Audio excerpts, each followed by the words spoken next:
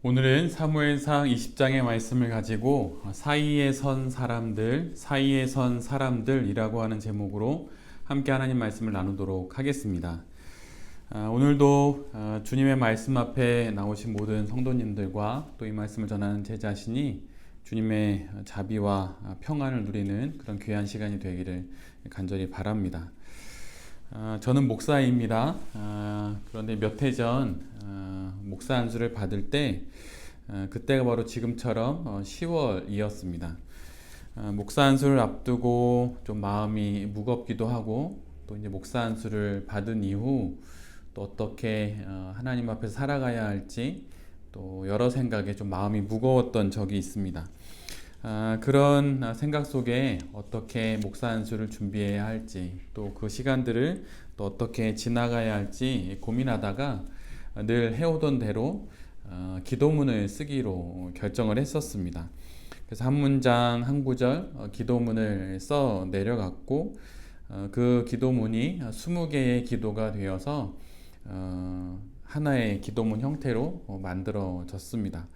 그래서 그 기도문을 갖고 목사 안수식을 준비했던 몇 해 전 가을이 요맘쯤 되면 매번 떠오릅니다. 그리고 그 기도문을 지금도 가방에 가지고 다닙니다. 그래서 가끔 목회자의 길을 내가 잘 걷고 있는지 스스로 의문이 들 때마다, 그리고 마음이 가리산 지리산 그 사이를 흔들리며 걸을 때마다 가방 안에 있는 그 기도문을 꺼내서 처음부터 끝까지 기도문을 읽습니다. 조용히 그 기도문을 꺼내어 읽다 보면 다시금 몸과 마음을 추스리게 되고 또 다시 영혼의 중심을 하나님께로 맞추게 되는 그런 일을 하곤 합니다. 그렇게 썼던 기도문의 첫 구절은 이렇게 시작됩니다. 안수식 가운데 주님 앞에 나아가 한 인간으로 무릎 꿇어 그리스도의 노예가 되어 일어나게 하소서. 오직 한 분 그리스도 예수의 노예임을 잊지 않게 하소서.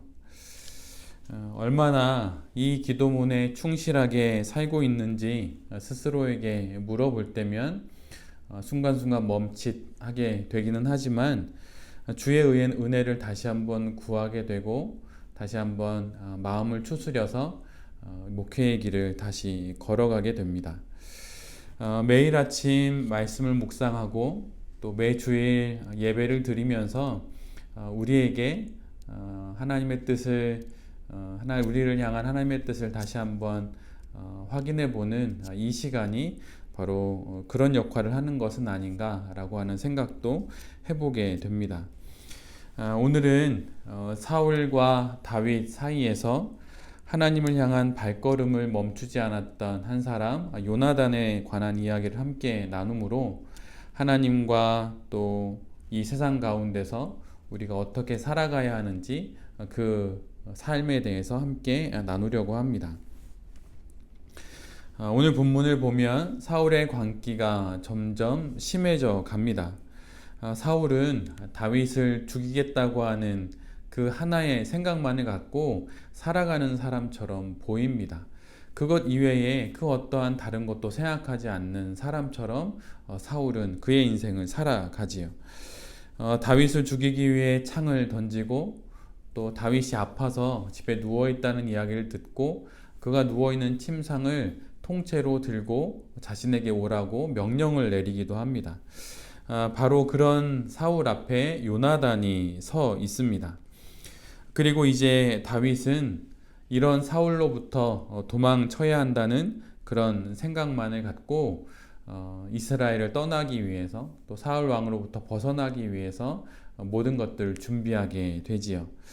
아무리 요나단과의 우정이 깊다 하더라도 사울의 이런 위협 앞에 더 이상 이스라엘엔 그가 머물 곳이 없게 되었기에 이젠 떠나기로 결심합니다. 이런 결심을 하는 다윗 앞에도 또한 요나단이 서 있습니다. 요나단은 이처럼 사울과 또 다윗 사이에 끼어 있는 삶을 살아가게 됩니다. 사울을 하나님께 향하도록 그리고 다윗을 하나님께 향하도록 그는 온갖 노력을 기울입니다. 그 노력을 기울이는 그 날을 요나단은 예배의 날로 삼게 돼요. 아버지 사울의 마음을 돌이키게 하기 위해 요나단은 예배의 순간을 활용하기로 합니다. 우리는 보통 안식일이 이스라엘의 중요한 예배의 날로 생각하고 있지만 사실 매월 초하루로부터 시작되는 3일의 기간이 이스라엘에게는 안식일만큼 중요한 예배의 시간입니다. 그날은 예배와 함께 또 축제까지 벌어지는 날인데 이 3일의 시간 동안은 이 모든 것을 왕이 주관하게 되어 있습니다. 안식일과 더불어서 정기적인 제사의 일이 바로 이 3일간에 벌어지게 됩니다. 열왕기하 4장을 읽어보면 거기에는 수넴 여인이 죽은 아들의 문제로 엘리사를 찾아 나서는 장면이 기록되어 있습니다. 그런데 그때 그 여인의 남편이 여인에게 이러한 말을 하게 됩니다. 열왕기하 4장 23절에 기록되어 있는 말씀인데요. 안식일도 아니고 초하루도 아닌데 왜 선지자를 찾아가십니까? 안식일이면 또 예배를 드리기 위해서 선지자를 찾을 수 있고 또 초하루라면 그 예배와 또 축제의 날에 선지자를 찾을 수 있는데 그런 날도 아닌데 왜 선지자를 찾냐고 수넴 여인의 그 남편이 그 여인에게 물어보는 것입니다. 이처럼 이스라엘에게 있어서는 안식일도 예배의 날이지만 또한 매월 초하루로부터 시작되는 3일 역시 정기적인 예배의 자리입니다. 예배의 자리만큼 사람의 진심을 확인하기에 좋은 자리는 없을 것입니다. 다른 곳에서 또 다른 날에 거짓말을 하고 또 자기의 진심을 감출 수는 있을지 모르지만 예배의 자리에서만큼은 그의 진심이 그 어떤 자리에서보다도 더 잘 드러나겠죠. 또한 축제의 자리에서만큼 좋은 결과를 거둘 수 있는 장소도 없을 것입니다. 분위기가 한껏 달아오르고 좋은 분위기가 만들어진다면 거기에서 어떤 것을 물어볼 때 사울 왕이 분위기에 맞춰서라도 좋은 얘기를 하지 않을까라고 하는 기대 속에 요나단이 사울 왕을 찾아가서 그 날을 잡아서 그에게 묻는 것이죠.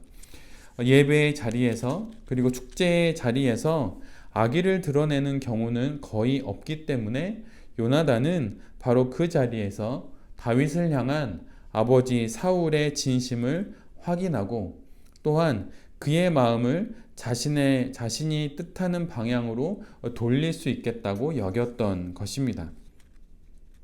그러나 요나단 그의 바람과는 달리 그 자리에서 확인된 것은 사울의 단창이 자신을 향하여서 날아오는 것, 바로 그것이었습니다. 그것으로 사울의 마음속에 숨어있는 진심이 모두 다 드러난 것이죠. 이제 요나단은 이 소식을 다윗에게 전해야 합니다. 다윗을 설득하며 자신이 약속했던 그 모든 것들이 이제는 모두 다 헛수고로 돌아갔다고 하는 사실을, 그리고 자신의 이야기가 아니라 다윗의 이야기가 이제는 맞는 것이었다고 하는 것을 다윗에게 전해야 하는 상황이 된 것입니다.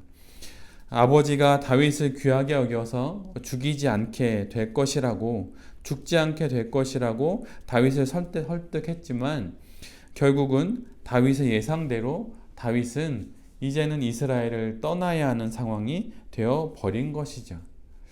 사울이 단창을 던지는 순간 요나단의 모든 계획이 실패로 끝난 것처럼 이제 요나단은 자신의 화살을 쏘아서 다윗에게 한 자신의 약속과 기대가 끝났음을 이제는 알려야 할 처지가 된 것입니다. 상황을 잘 해결해 보려는 요나단의 모든 계획도 실패로 끝났고 아버지 사울과의 관계도 더 어그러졌고 이제 영원하기를 바랬던 그런 친구 다윗과의 관계도 이제 여기서 모두 끝내야 할 상황이 된 것입니다. 아버지 편에도 다윗 편에도 설 수 없었던 요나단은 여러 일들을 계획을 하고 시도해 보았지만 모든 것이 좌절되고 만 것이죠. 사울과 다윗 사이에 끼어 있는 존재가 되어 요나단은 모든 것을 시도하고 모든 것을 풀어보려 하지만 그의 모든 시도는 끝나버리고 실패해버리고 맙니다. 사무엘 상하의 주인공을 우리는 보통 다윗으로 생각합니다. 그래서 다윗이 모든 이야기의 주인공으로 생각하지요. 그러나 실은 이 모든 사무엘 상하의 이야기를 이끌어 가시는 분은 다윗이 아니라 바로 하나님이십니다. 성경 전체의 주인공이 하나님이시듯 사무엘 상하의 이야기를 이끌어 가시는 분도 바로 하나님이시죠. 그리고 오늘 본문은 그 하나님께서 분노에 휩싸여서 광기에 휩싸여서 다윗을 죽이려고만 하는 그 사울 왕과 그 사울 왕 앞에서 두려움에 휩싸여서 도망치기만을 바라는 다윗 사이에 요나단을 우리에게 보여주시며 사이에 선 인생을 살아가는 요나단의 모습을 통하여서 우리가 어떻게 우리의 삶을 살아가야 하는지를 우리에게 보여주십니다. 오늘 본문에 보면 요나단이 사울과 다윗 사이에서 그의 인생을 살아가는 것을 보게 되는데 사무엘상은 그러한 삶을 살아가는 또 하나의 인물을 사무엘상 25장에서 우리에게 보여줍니다. 그는 바로 분노에 휩싸인 다윗과 어리석은 용기를 내보이는 나발 사이에 살아가는 바로 아비가일이라고 하는 바로 그 여인이에요. 사무엘상 25장을 읽어보면 이제 다윗이 광기에 휩싸인 사울처럼 행동합니다. 자신을 무시하는 나발을 죽이려고 그는 모든 시도를 벌이게 되죠. 모든 군사를 이끌고 나발을 죽이려 그의 집으로 향하게 됩니다. 다윗은 침상을 드러내어 다윗을 죽이려 했던 사울처럼 행동을 합니다. 물불을 가리지 않게 되지요.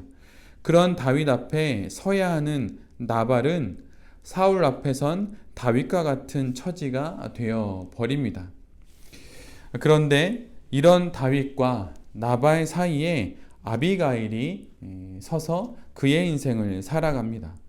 살기등등한 사울 왕과 도망자 다윗 사이에 선 요나단처럼 아비가일은 분노에 찬 다윗과 어리석은 나발 사이에서 자신의 인생을 살기로 결정합니다. 분노에 가득하여서 허리에 칼을 차고 서 있는 다윗과 자신의 불을 힘으로 삼아 허무맹랑한 용기로 우뚝 서 있는 나발, 그리고 그 사이에 엎드린 아비가일, 이 세 사람 중에 누가 하나님의 뜻을 이루는 사람일까요? 광기에 사로잡힌 사울과 혼란한 현실 속에서 두려움에 떨고 있는 다윗, 이둘 사이에 서 있는 요나단, 이둘 중에 누가 하나님의 뜻을 이루는 사람이겠습니까? 분노에 찬 다윗과 어리석음에 휩싸인 나발 사이에 있는 아비가일이 광기에 사로잡힌 사울 왕과 도망갈 준비만을 하는 다윗 사이에 있는 요나단이 바로 하나님의 뜻을 이루는 바로 그런 사람들입니다. 요나단은 하나님의 뜻을 이루기 위해 사람들 사이에서 분주히 움직입니다.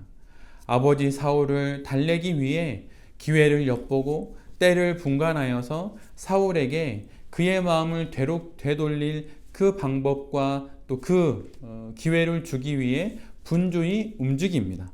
그리고 두려움에 떨고 있는 다윗을 다독이기 위해 수차례 그를 찾아가고 그에게 여러 방법을 제시하지요. 아비가일 역시 분노에 사로잡힌 다윗을 가로막고 그의 선택이 어떠한 결과를 초래하게 될 것인지를 그에게 이야기하며 다윗을 설득합니다. 그리고 허세로 가득한 어리석은 남편 나발을 뒤로하고 그를 대신하여서 다윗 앞에 나서게 되지요. 이처럼 사람들 사이에 서서 하나님의 뜻을 이루고 있는 요나단의 그 삶이, 바로 아비가일의 그 삶이 우리가 살아가야 하는 바로 우리의 삶입니다. 분노를 내세우고 광기를 내세워서 자신이 누리고 있는 모든 것들을 내세워서 세상 속에 하나님의 방식이 아닌 자신의 방식으로 삶을 살아가려고 하는 그들 앞에 하나님의 뜻을 등에 짊어지고 나아가서 그들을 막아서고 그들을 설득하며 그들을 하나님의 뜻으로 되돌리려고 하는 그 일을 하는 사람들이 바로 그리스도인, 바로 성도라고 하는 것이죠. 19세기 영국 성공회의 주교였던 라일이라고 하는 사람이 있습니다. 그가 이런 말을 했어요. 거룩함이란 습관적으로 하나님과 한 마음을 갖는 것. 거룩한 삶은 하나님의 판단에 동의하고 그분이 미워하시는 것을 미워하고 사랑하시는 것을 사랑하며 이 세상의 모든 일을 성경의 기준에 비추어 사는 것이다. 라일이 이렇게 말을 합니다. 거룩함이란 습관적으로, 의식적으로 하나님과 한 마음을 가지려고 하는 것. 거룩한 삶이란 하나님의 판단에 동의하고 그분이 미워하시는 것을 멀리하고 그분이 사랑하시는 것을 가까이 함으로 이 세상의 모든 일을 성경의 기준에 비추어 살아가는 것, 그것이 바로 거룩함이라고 하는 것이죠. 왕이 되었다고, 목회자가 되었다고 그의 모든 선택이 거룩해지는 것이 아닙니다. 하나님의 뜻에 비추어서 나의 선택과 내가 품은 마음이 하나님의 뜻에 맞는지 아닌지 수시로 확인하고 그 확인 속에서 세상의 수많은 선택 속에 하나님이 걸어가셨던, 예수 그리스도가 걸어가셨던 그 좁은 사이의 길을 걸어가는 삶이 바로 거룩한 삶이라고 하는 것이죠. 사울과 다윗, 그리고 요나단, 다윗과 나발, 그리고 아비가일, 그들 중에 누가 하나님과 한 마음을 품기 위해서 부단히 애쓰고 있는 사람인가요? 누가 하나님과 함께 거룩한 삶을 살려고 몸부림치는 사람입니까? 요나단은 하나님의 뜻을 이루어 드릴 상황을 만들기 위해 사울을 설득하고 다윗을 설득하며 그 사이를 오갑니다. 아비가일은 하나님의 뜻을 성취하기 위해 다윗과 나발 사이를 오가며 그들을 설득하고 또한 나발을 대신하여서 그 자리의 역할을 수행합니다. 하나님께서 이 세상에서 필요로 하시고 이 세상에서 보고 싶어 하시며 만나기를 원하시는 것은 요나단과 같은 이들의 분주한 발걸음입니다. 그리고 아비가일과 같이 당신의 뜻 앞에 엎드리는 영혼의 등을 가진 바로 그 사람들이라고 하는 것이죠. 나발을 죽이겠다고 하는 그 단하의 목적을 갖고 나발의 집으로 향했던 다윗을 막아선 아비가일이 보인 첫 번째 행동은 그 앞에 엎드리는 것이었습니다. 분노에 가득 찬 다윗 앞에 엎드린다고 하는 것은, 그리고 그가 나발의 아내라고 하는 것이 확인되는 순간 아비가일은 다윗의 칼에 배임을 당해 죽을 것입니다. 그런데 그 죽음을 감내하고 다윗과 나발 사이에서는 그 삶을 선택한 바로 그 여인이 아비가일이라고 하는 것이죠. 하나님이 아닌 것들을 향해 내달리는 세상의 어리석음과 분노를 멈추기 위해 하나님이 필요로 하시는 것은 당신의 걸음에 발맞추는 요나단과 같은 발걸음입니다. 그리고 당신이 건너가실 영혼의 다리가 되어주는 엎드린 아비가일과 같은 이들의 영혼의 등인 것이죠. 누가 지극히 높으신 하나님을 만날 수 있는 것일까요? 누가 임마누엘의 은혜와 에베네셀의 도우심을 받을 수 있는 것일까요? 그것은 왕이 되는 자리에도 없고 두려움으로 도망치는 자리에도 없고 부한 것을 한껏 누리는 나발의 삶의 자리에도 없습니다. 그런 자리는, 또 그런 사람은 바로 하나님 앞에서 요나단과 같은 발걸음을 걷는 사람, 아비가일과 같이 이 땅을 향한 하나님의 걸음에 자신의 영혼의 등을 내어드리는 엎드린 영혼의 소유자들, 바로 그런 사람들입니다. 이처럼 사이에 서는 삶을 살아가는 사람들 가운데 바로 하나님이 함께 계십니다. 다윗과 나발 사이에 엎드린 아비가일처럼, 사울과 도망자 다윗 사이에 엎드린 바로 그 요나단처럼, 그렇게 하나님과 세상 사이에 엎드리는 그 사람의 등을 오늘도 하나님께서 우리 가운데 찾고 계십니다. 막시밀리아노 콜베라고 하는 이름의 사제가 있습니다. 유대계 이탈리아인이었던 그는 2차 세계대전 중 아우슈비츠 수용소에 수감이 됩니다. 그리고 그는 그곳에서도 상처 입은 이들의 사제로 거기서의 삶을 살아갑니다. 어느 날 몇 사람이 수용소를 탈출합니다. 그러자 수용소장인 프리츠는 남은 이들에게 공포심을 주입하기 위해 줄지어 선 사람들 가운데 10명의 사람을 선택합니다. 그들을 뽑아서 아사 감옥, 즉 굶겨서 죽이는 감옥에 보내기로 결정합니다. 그래서 아우슈비츠 수용소에 서 있는 사람들을 바라보고 한 명씩 호명합니다. 한 사람 한 사람 자신의 이름이 호명될 때마다 이미 그것은 죽음의 사형 선고와 같은 것이기에 모든 사람들은 좌절하고 눈물을 흘리게 되지요. 사람들의 이름이 불릴 때마다, 자신의 이름이 불릴 때마다 사람들은 흐느끼고 주저앉아 울게 됩니다. 한 명, 두 명 호명하다가 마침내 마지막 10번째 사람이 지명됩니다. 그 사람은 폴란드 사람인 프란체스코 가조브니크라고 하는 사람이었습니다. 가조브니크가 자신의 이름이 호명되자 그는 자신을 바라보고 있는 아내와 또 자신의 자녀들을 바라보며 흐느끼고 웁니다.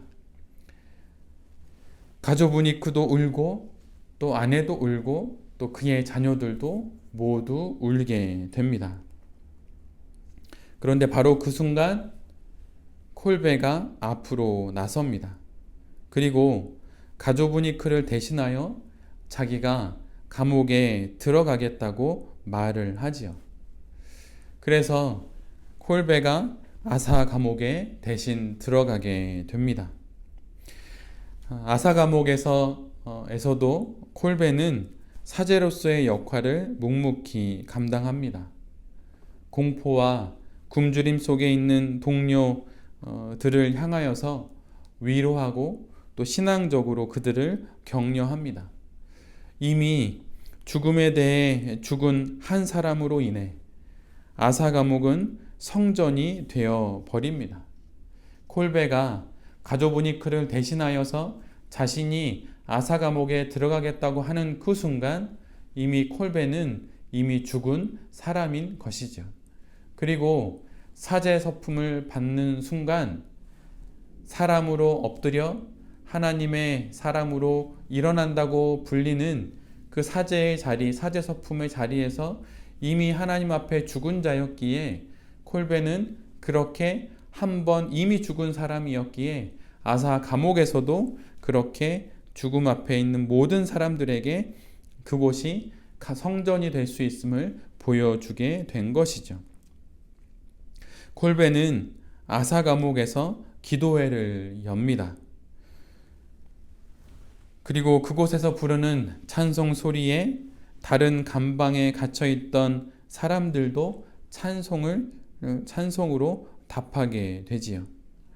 사람들이 하나둘 죽어갈 때마다 콜베는 정성껏 그들을 배웅합니다.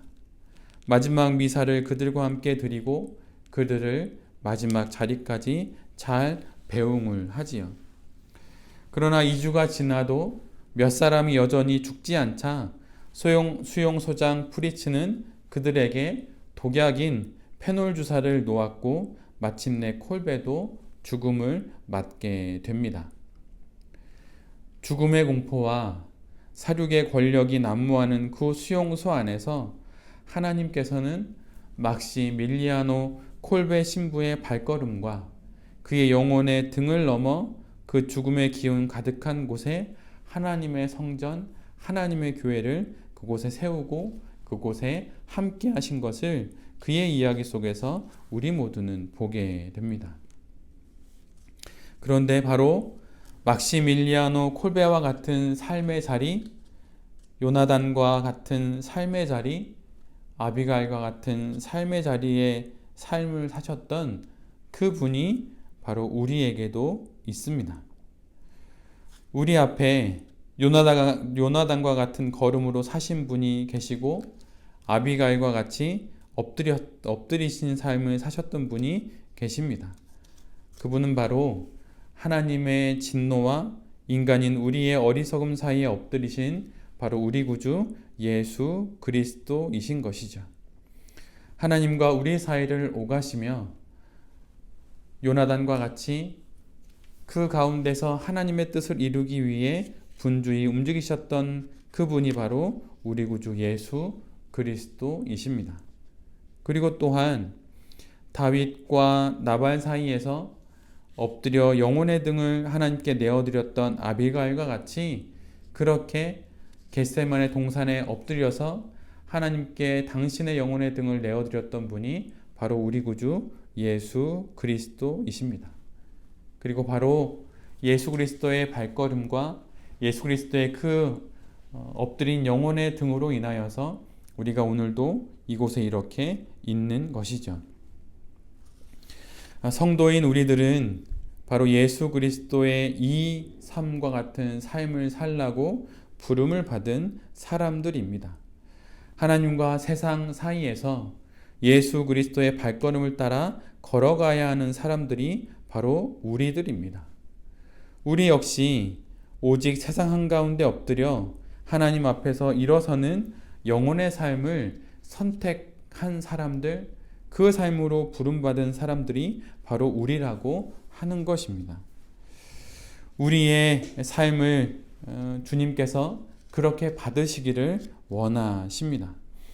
겟세마네 동산에 엎드리신 주님, 골고다 언덕에서 엎드린 영혼이 되어 죽으신 그 주님이 부활을 통해 하나님 앞에서 일어나셨듯이 우리의 삶 역시 이 세상과 하나님 사이에 그렇게 엎드리고 그런 발걸음으로 살아갈 때, 그럴 때 하나님 앞에서, 영원하신 하나님 앞에서 그렇게 일어설 수 있게 될 것입니다. 신앙을 다양하게 정의할 수 있을 것입니다. 그런데 신앙이란 십자가를 짊어지신 예수님의 발걸음과 영혼의 그 구분 등이 내 것이 되어가는 것이 바로 신앙입니다. 모두들 높아지기를 원하고 모두들 자신의 성격대로 살아가기를 원하는 세상입니다. 모두들 화려한 자리를 원하고 모두들 주목받는 자리를 원하는 그런 시대입니다. 그런데 우리 주님은 오늘도 영혼의 구분 등 위에 십자가를 지시고 화려한 삶의 자리를 떠나 골고다 언덕을 오르시고 계십니다. 우리 주님, 우리가 믿고 있는 예수 그리스도가 그러시다면 우리 역시 그러한 삶의 자리로 나아가야 하는 것이죠. 왕이 되기를 원하고 내 뜻이 모두 다 이루어지기를 원하고 부자인 나발처럼 그러한 부한 삶을 원하기보다 요나단과 같이 아비가일과 같이 그리고 우리 주님 예수 그리스도와 같이 사이에 서는 사람이 되는 그 삶을 우리 모두가 선택할 수 있기를 간절히 바랍니다. 그리고 막시밀리아노 콜베처럼 세상의 많은 공포와 두려움이 난무하는 세상 속에서 오직 한 분 예수 그리스도를 바라보며 그가 있던 자리가 감옥이었지만 그곳이 또 하나의 예배당이 되고 또 하나의 교회가 되고 성전이 되어서 공포와 두려움에 휩싸였던 많은 이들이 그들을 통하여서 그곳에서 하늘나라를 경험하였듯 내가 가는 그곳이 그러한 하나님 나라가 될 수 있도록 살아가는 그 삶으로 오늘 우리는 그렇게 초대를 받고 있는 것입니다. 막시밀리아노 콜베가 마지막 죽음의 자리를 가는 그들에게 온갖 정성을 기울였듯 우리의 삶의 자리에 다가온 모든 이들 앞에 그렇게 정성을 기울여서 요나단과 같이 아비가일과 같이 예수 그리스도와 같이 우리가 서는 그 모든 곳이 또 하나의 교회가 될 수 있기를 간절히 소원합니다. 시인 심경림 씨가 쓴 시 중에 갈대라는 제목의 시가 있습니다. 잠시 읽어드리면 이런 내용의 시예요. 언제부턴가 갈대는 속으로 조용히 울고 있었다. 그런 어느 밤이었을 것이다. 갈대는 그의 온몸이 흔들리고 있는 것을 알았다. 바람도 달빛도 아닌 것, 갈대는 저를 흔드는 것이 제 조용한 울음인 것을 까맣게 몰랐다. 산다는 것은 속으로 이렇게 조용히 울고 있는 것이라는 것을 그는 몰랐다. 요나단도 사울과 다윗 사이에서 이런 눈물을 흘리지 않았을까 생각합니다. 그리고 아비가일도 분노에 찬 다윗과 어리석은 나발 사이에서 이렇게 눈물을 흘리지 않았을까 생각합니다.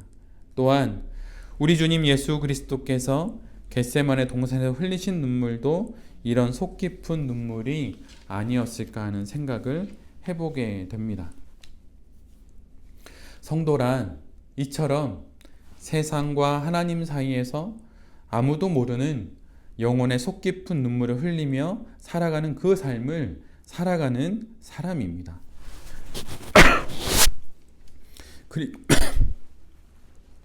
그리고 그 눈물을 오직 우리 주님 예수 그리스도께서 닦아주시기를 바라고 그렇게 묵묵히 그 사이의 삶을 살아가는 사람이 바로 성도인 것이죠. 세상의 한가운데 서기를 바라지 않는 우리 모두가 되기를 바랍니다. 사람들의 중심에 서고 사람들의 이목의 시선 앞에 머무는 그 삶을 소망하지 않는 우리 모두가 되기를 바랍니다. 그런 길이 아니라 요나단과 같은 길, 아비가일과 같은 길, 그 길을 나의 길로 여기고 그렇게 예수 그리스도의 삶을 살아가는 그런 우리 모두가 될 수 있기를 간절히 바랍니다. 우리가 이 세상 속에서 우리의 발걸음이 자꾸 불안의 발걸음이 되는 이유는, 그리고 우리가 예수 그리스도의 걸음을 따라가지 못하는 이유는 여전히 우리가 요나단의 길과 아비가일의 길보다는 왕의 길과 나발의 길을 사모하고 있기 때문일 것입니다. 우리가 잘 알고 있는 어거스틴이 이런 말을 했습니다. 솔비툴의 암브란도. 이 말의 뜻은 걸으면 해결된다는 그런 뜻입니다. 영혼의 발걸음으로 또 영혼의 구분등을 안고 겟세마네 동산에 주님을 따라 묵묵히 한 걸음 한 걸음 걷다 보면 우리의 삶에 다가온 많은 사건들도 또 수많은 어려움들도 한 곱이 한 곱이 넘어 마침내 예수님께서 걸으신 그 길을 따라 걸어가는 그 발걸음이 될 것입니다. 어디로 가야 할지 모를 때, 또 어떻게 걸어가야 할지 모를 때, 그때 나의 영혼의 발걸음이 멈추지 않고 영원히 계속 걸어갈 수만 있다면, 그렇다면 마침내 우리의 발걸음을 하나님께서 요나단과 같은 발걸음으로, 또 우리의 영혼의 등을 아비가일과 같은 영혼의 구분 등으로 주님께서 사용하실 것입니다. 그리고 마침내 마지막 순간에 모든 일을 이루시고 주님 앞에 쓰셨던 예수 그리스도처럼 우리의 인생도 예수 그리스도와 같이 그렇게 하나님 앞에 귀하게 쓰임받는, 또 온전히 설 수 있는 인생이 될 것입니다. 그런 인생을 잘 살아내시는 모든 성도님들과 또 이 말씀을 전하는 제 자신이 될 수 있기를 간절히 기도드립니다. 아멘. 제가 잠시 기도하겠습니다. 주님, 권력에 휩싸인 사울의 자리가 아닌, 두려움에 떨며 상황을 피하려고만 하는 다윗이 아닌, 돈에 뒤덮인 나발의 자리가 아닌, 하나님이 그토록 애타게 찾으시는 요나단과 아비가일의 자리를 내 삶의 자리로 삼게 하여 주시옵소서. 빛도 없고 영광도 없고 이름도 없는 그 요나단과 아비가일의 자리가 실은 우리 주님 그리스도 예수의 자리였음을 기억하고 이 땅에 엎드려 하늘에서 일어서는 참다운 성도의 삶을 살아갈 수 있게 하여 주시옵소서. 막막한 이 땅의 삶 가운데 어디로 걸어야 할지, 어떻게 걸어야 할지 막막할 때마다 솔비툴의 암브란도, 이 말을 기억하며 이 선인의 교훈을 이정표 삼아 다시 한 걸음 한 걸음 이 사연 많은 인생을, 사건 많은 삶을 묵묵히 걸어가게 하여 주시옵소서. 주님, 세상과 하나님 사이에서 그 삶을 잘 살아내셨던 주님처럼 우리 모두도 이 세상 속에서 사이에 서는 삶을 잘 살아갈 수 있도록 주님 인도하여 주시옵소서. 이 모든 말씀 예수 그리스도의 이름으로 기도드립니다. 아멘.